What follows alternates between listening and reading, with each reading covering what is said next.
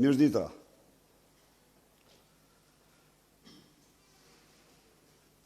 Zgjedhjet e 25 majit, urdhoni? Më falni, zgjedhjet e 11 majit u diktuan që të gjitha nga krimi, bandat kriminale të qeverisë ishin aktive në 10 qarqe të Shqipërisë, në 20 bashki të vendit, dhe ato patronuan 30 deputet të mazhorancës kriminale.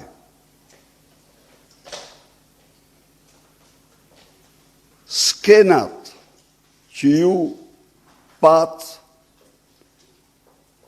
në Vorë, ku banda e Xhabaftit diktoi në mënyrë të dhunshme vullnetin e qytetarëve të Vorës, në të cilat zgjedhje kryebanditi Blendi Xhabafti mori vota 10 herë më shumë se kandidati i dytë në lista. Kuptoni vetë se si janë zhvilluar zgjedhjet. Por skena si Vora ishin të zakonshme në një seri qarqesh dhe bashkisë të tjera: Durrës, Peshkopi, Elbasan, Fier dhe zona të tjera. Pra, në çdo aspekt, këto ishin zgjedhjet më të grabitura, më të plaçkitura dhe më të dhunuara në tërë historinë elektorale të Shqipërisë pluraliste. Kur ndonjëherë bandat nuk kanë pru kaq shumë përfaqësues të tyre në parlamentin shqiptar sa në këtë parlament. Nga veriu në jug, nga lindja në perëndim. Mund të them ju se rreth të Durrësit bandat punonin për deputet të veçantë. Tjetër Balla, tjetër Dyrmishi, tjetër ky, tjetër ai. Dhe jo më pak në Elbasan kjo skemë.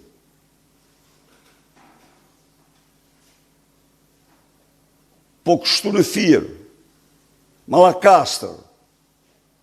Pra, këto ishin zgjedhje që u sunduan si asnjëherë më parë nga vrasës, serial killer, trafikant, dhunues për dhunues.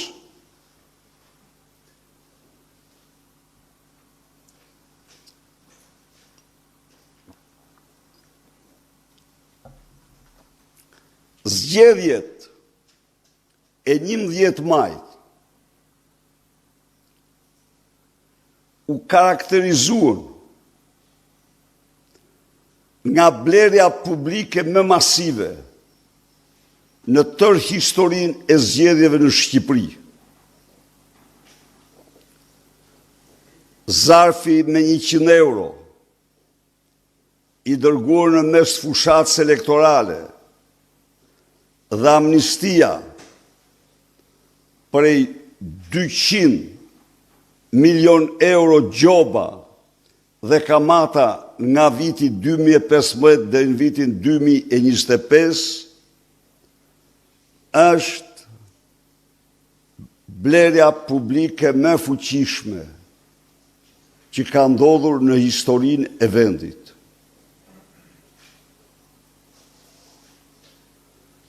Dhjetra mijëra hektar kanabis që u dhanë licencat për të mbjellë. Çdo bim kanabis me prodhim fitimi 1.000 euro ka qenë është përllogaritur për blerje votash në mënyrën më të pamëshirë.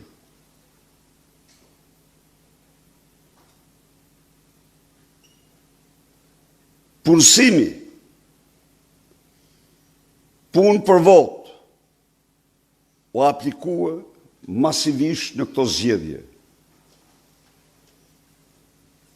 Sistemi patronazhistëve, kriminali patronazhistëve, i futur në strofulla, ose rreth qendrës votimit, ishte një polici terroriste ndaj zgjedhësve shqiptar. 2 drejtuesit më të lartë të shërbimit informativ kombëtar, zëvendës të drejtores, u morën një javë të para me të gjithë regjistrat e rrjetit agjenturor të sigurimit të shtetit dhe aktivizuan atë për karrigën e Edi Ramës duke shkel ligj dhe çdo gjë.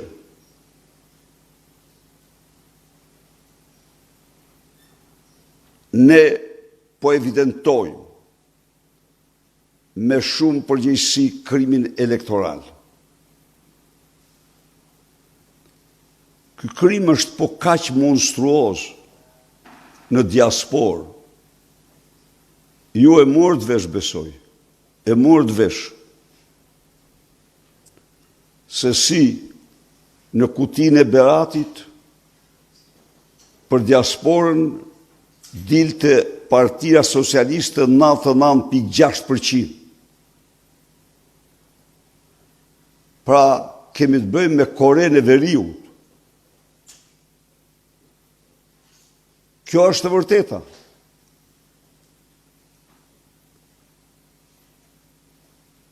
Në qoftë se nga Greqia ardhja me postë të zakonshëm çdo ditë para se Famziu, kriminali Balla, të shkonte me ordhit e patronazhistëve në Greqi, ishte 1.500, 1.000, 1.300 zarfa. Pas dërgimit të kriminal Ballës në Greqi, çdo ditë kanë ardhur 6.000 zarfa, të gjitha të manipuluara. Ju besoj se po i ndiqni numërimit e votave të diasporës, se si ato janë të gjitha me shenjat më të sigurta të falsitetit dhe manipulimit. Thirrja ime është kjo, për të gjithë komisionerët që po bëjnë punë me vetmohim, të numërojnë çdo votë në dëshmi të respektit ton të palkundur ndaj atyre që në kushtet terrori kanë votuar për opozitën. Çdo votë.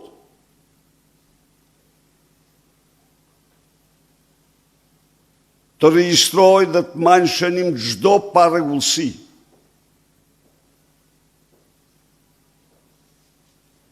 Libri i zi këtyre zgjedhjeve shkruhet me datën 16 në ora 17 në bulevardin Zogu i Parë për të sensibilizuar opinionin publik botëror mbi krimet monstruoze të përbindshit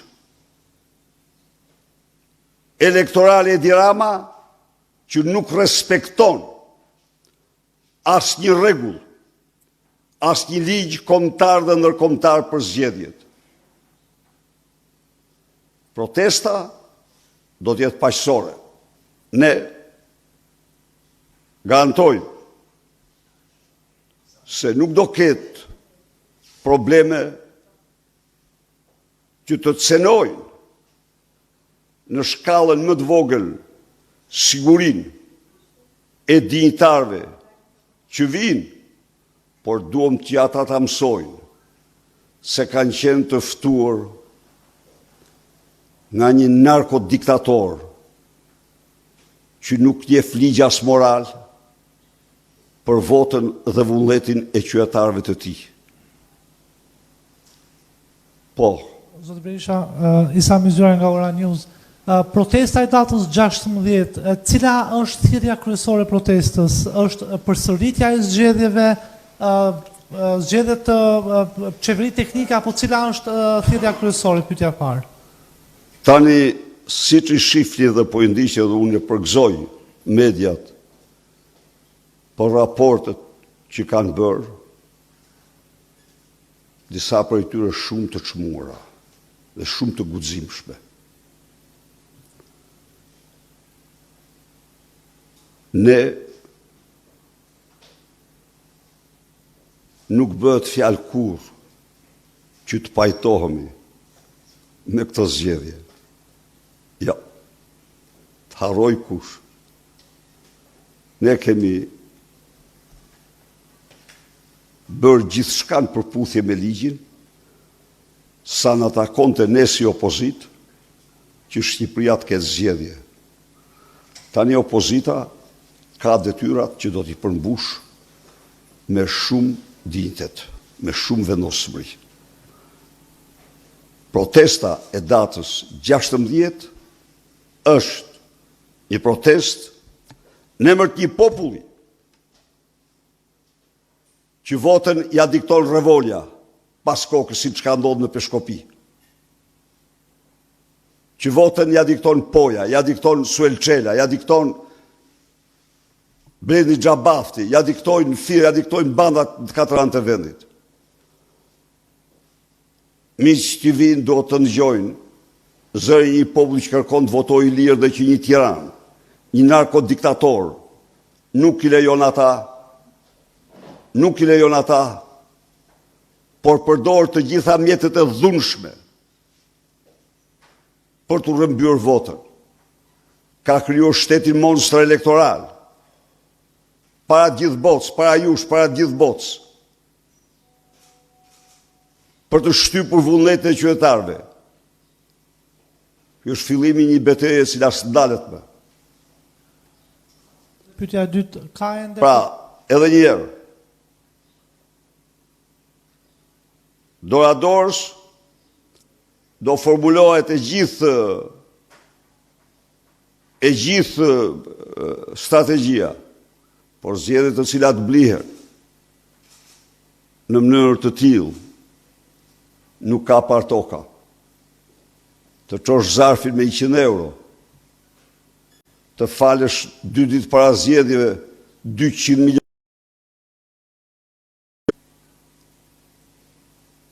të japish licenca për mbjelljen e miliona rrëjve kanabis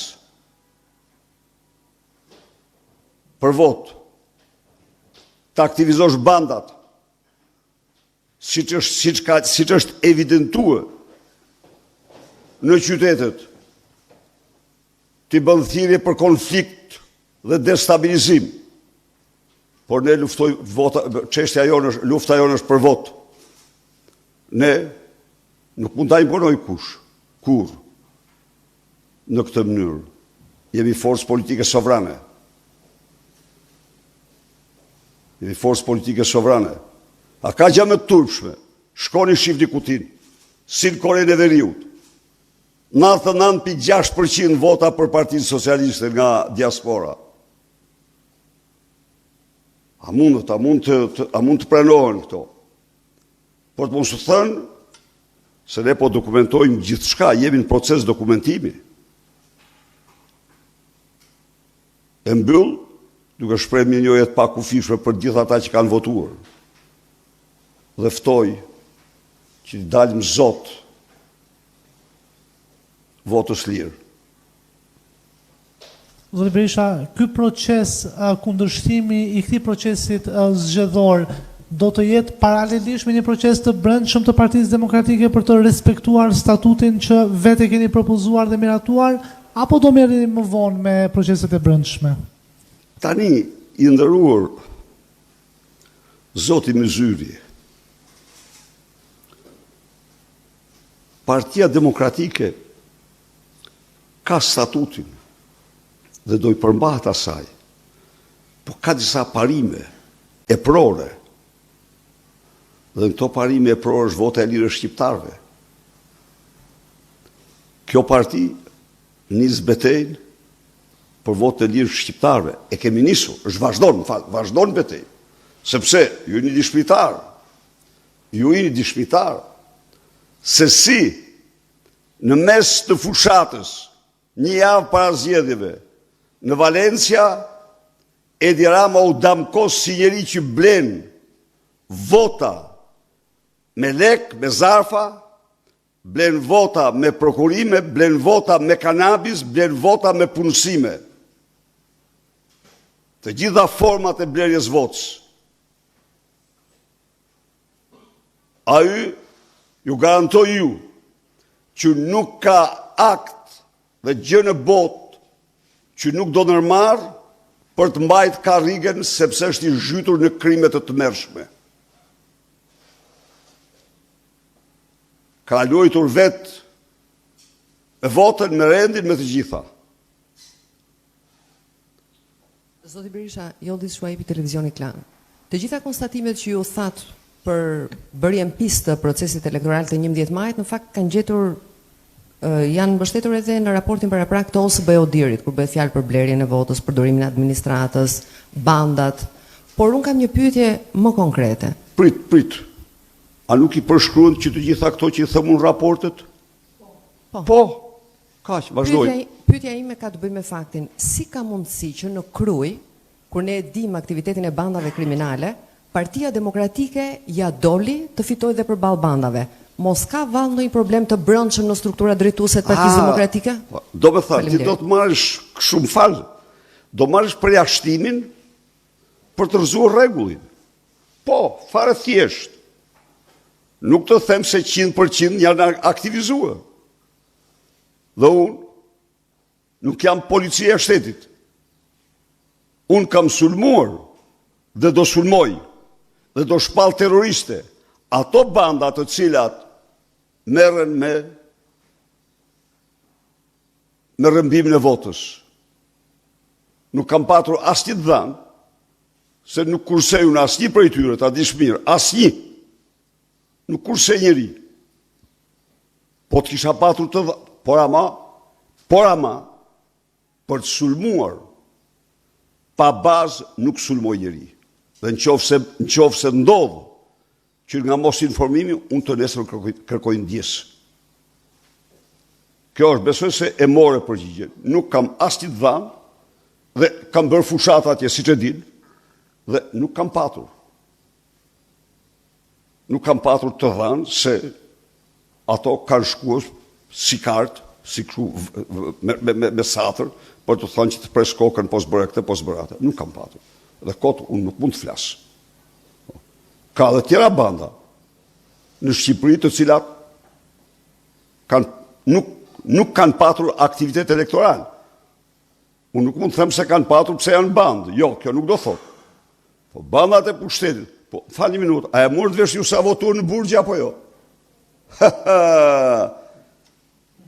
A e morët vesh? Ministri i Brendshëm të gjitha votat merr Monela Felon. Në Burg. A ka vend në botë, që votohet ministri i Brendshëm përveç se në Shqipëri. Po se është bandit si ata. Po s'ka diskutim. Po ja Kjo do t'jetë temë në studio. Kjo është çështje e gjitha studiove. Ministri i Brendshëm votohet në burg si ylli i burgut, i të burgosurve. 99% të burgosurve votojnë Partinë Socialiste, rrof partia që na burgosi. E kuptoni apo jo? Çfarë zgjedhjesh janë këto? Rrof partia që na burgosi. Pas, kjo është Korea e Veriut, për zotëri. 99%. Pra, prisni se do ndëgjoni, por ama beteja për votën e shqiptarëve është betejë absolute. Do fitoj, do të jetë fitimtare. Dhe njëherë thirrje. Popullit opozitar në protest kundër këtyre zgjedhjeve të grabitura më shumë se kur ndonjëherë. Çfarë dëshmojnë këto zgjedhje?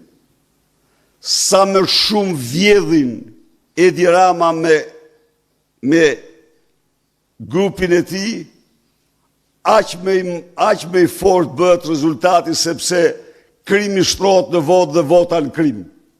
Ka një raport që kam denoncuar me kohë, shumë kohë përpara. Krimi në votë dhe vota në krim. Zotë Berisha, Osman Stafa, News 24. Këtë betejë që ju thoni për votën e lirë të shqiptarëve, do ta udhëheq Sali Berisha si kryetari i Partisë Demokratike apo një lidership i ri i kësaj force politike? Urdhroni? Betejën për votën e lirë që ju thoni, pra që do të bëj Partia Demokratike, do e udhëheq Sali Berisha si kryetari i kësaj force politike apo një lidership i ri? Këtë betejë gjërën fitore ai që nisi dhe e bitisi. Do ta bitisi. E murdhvesh. Dhe një pyetje tjetër,